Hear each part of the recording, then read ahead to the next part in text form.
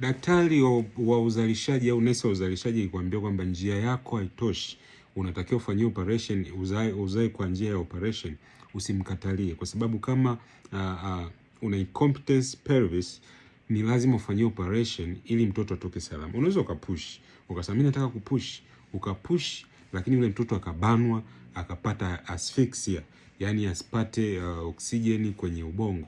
Kwa hiyo utaenda kuzaa mtoto tahira au utindio wa ubongo au CP au cerebral palsy. Kwa hiyo atakuwa na dalili zile za kulegea sana au kukakamaa sana.